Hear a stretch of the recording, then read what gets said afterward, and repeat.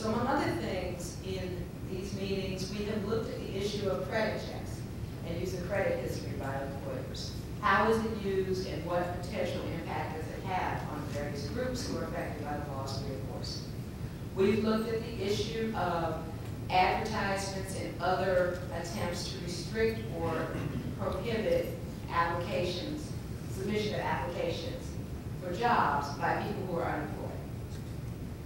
And here in New Jersey, this state passed the first state law that has made that practice illegal. But after we both received inquiries about news reports on that issue, including an inquiry from members of Congress, we assembled a group of witnesses who could help to inform the Commission about that practice, its prevalence, and its potential impact on job seekers and people in the workforce. We have done a meeting, the Commission has met to look at issues that affect older workers in this economy. We have met to discuss the issue of labor trafficking in the United States, deplorable practice that our enforcement history unfortunately reveals is underway in many parts of the country. Most recently, one of our southern offices, our Berrien district office, has filed a lawsuit challenging labor trafficking, an instance of labor trafficking. We've also done open meetings with the Commission on employment of people with mental disabilities. And last month, actually just a few weeks ago, we conducted a meeting on the use of leave as a reasonable accommodation for people with disabilities. And just last week, we conducted a meeting on disparate treatment in the hiring process, looking at the persistent and disturbing practice of referrals based on race, sex, and other prohibited characteristics.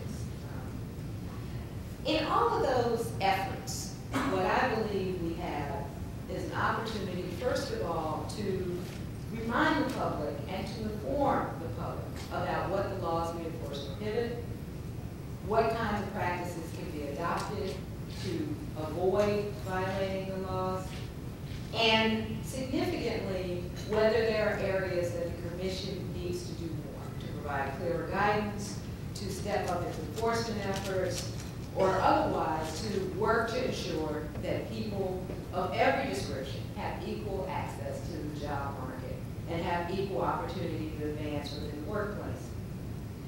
But those meetings are also an important opportunity for us to shed light on emerging issues and to explore how laws that were enacted in some instances 4 decades ago or more actually apply to practices that are emerging today.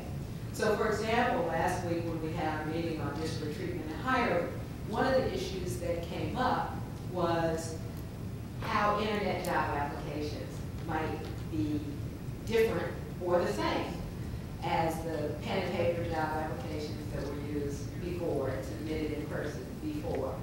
And we've been alerted to things that might be of concern there. For example, a requirement that age be provided before one can move on in completing an application. In the future, we expect to take a look at some other issues that either represent persistent enforcement concerns for the EEOC or emerging challenges in the workplace.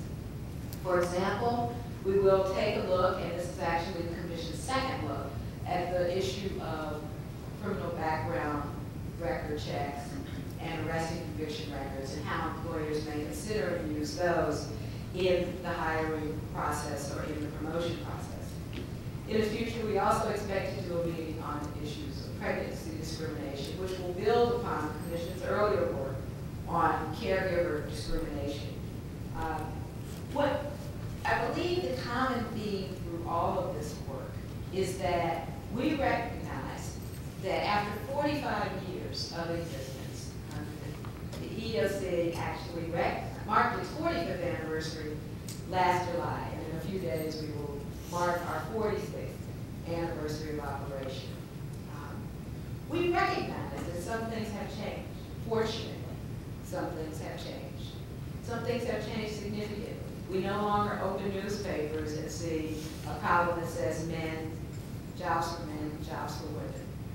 We no longer see workplaces that are completely segregated by race or completely segregated by sex to the extent or with the frequency that we did when this agency opened its doors. We no longer have people who have to make the choice of whether or not they will continue in the workforce or seek jobs on the one hand, or pursue the family formation they like, which was often the case for women in the 1960s. But at the same time, we see a stubborn persistence of practices that continue to deny equal employment opportunity on bases that we know the law prohibits. The question is, what do we do about that? Certainly, part of our work is to accept and investigate charges of discrimination, to mediate them, to conciliate them, to resolve them outside of court or short of litigation where we can, to litigate when we need to enforce the law, to, when appropriate, pursue systemic relief that changes practices across industries or changes practices across a large number of employers. But like any law enforcement agency, and a clearly important part of our effort must be to get out in front, to do everything that we can, to make sure that people understand what the laws require, and to do everything that we can to promote voluntary compliance wherever possible. And that is where my presence today, our presence as an agency at this event, comes into play. That is where our conversations, whether they're here or in Washington or anywhere in between, come into play. You all are uniquely situated to have an impact on whether the institutions you're affiliated with comply voluntarily with the law. And in many ways, I recognize that this is, although it was said that I would give a prophetic word, if that's the case, then I know that in many ways I am preaching to the choir. But I also know that the work of this organization and the work of the individuals associated with this organization is an important part of setting a standard, of setting a high bar. To hear that part of the dialogue in this meeting is, are we going far enough if we advance diversity in every respect and remove from the equation some of the protected classes and discussion about monitoring and tracking progress using numerical standards? That's an important discussion. That is an important discussion. And certainly one of the things that the EEOC does, just as the OFCCP does, is to collect data, to collect information from many employers that helps to inform us and ultimately the broader public about the progress we are making as a nation, as a society, on equal employment opportunity. That is important. That is an important part of our work. It's also an important part of the information that you all use to do your work, and we recognize that. It's important for us to hear from you, and we do solicit your views about how we do the work that we do. It's important for us to know the impact of changes that we may make to things like our data collection efforts.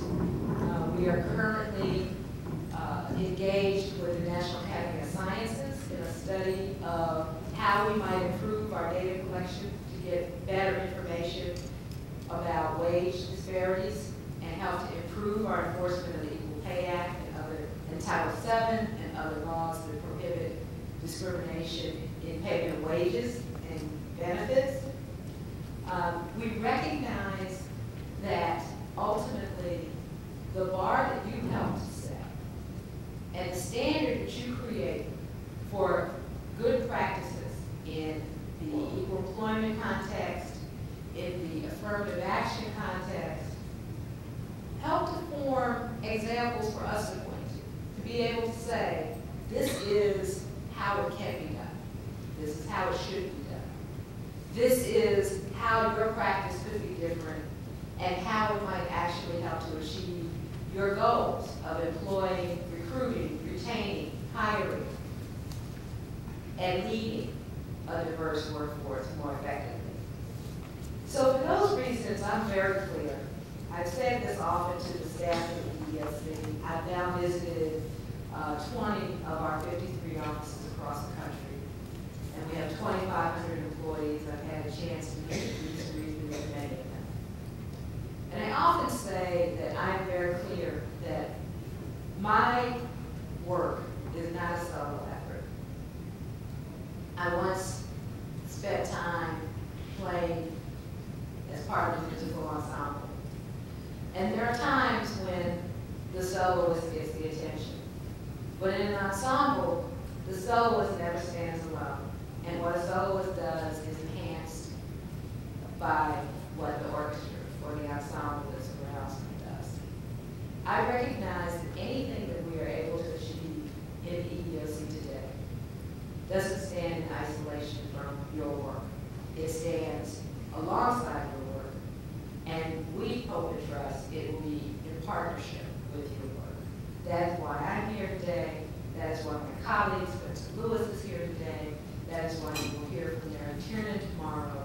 That is why our doors have been open and will remain open to the Board of Quiet. Because we recognize that the work that we do does not stand in isolation, but it stands alongside the work that you do. In closing, I'll share something that President Johnson said when he signed the Civil Rights Act of 1964. He said, "The only limit to a man's hope for happiness and for the future of his children shall be his own ability." We haven't reached that point, and I will offer what I trust would be a friendly amendment to President Johnson's words and say that sentiment extends to women as well. I believe that at the end of the day, nothing more and nothing less than that we will truly be judged by the content of our character, by the skills that we have, by the abilities that we have, and by our ability to contribute to the workforce is the goal of our nation's civil rights laws. And that our skin color, our national origin, our religion, our sex, our physical abilities, our age are not the basis that we should be judged as workers, as job applicants, as people. I am very, very privileged to be able to serve as the chair of the EEOC today. I'm very, very hopeful because I see the progress that has happened within my lifetime. And as I look at the children in my life, my nieces, my nephews, my godchildren, I am confident that they will have a future that is even more promising and enjoy opportunities that are even greater than the ones that I enjoy if we do our work well. And that's the standard that I would use as I go forward as chair of the EEOC. I believe that we can and we will and we must do better as a nation to recognize, to honor, and to afford equal opportunity of every kind to our entire nation and its population. And I'm glad that we have a partner in that work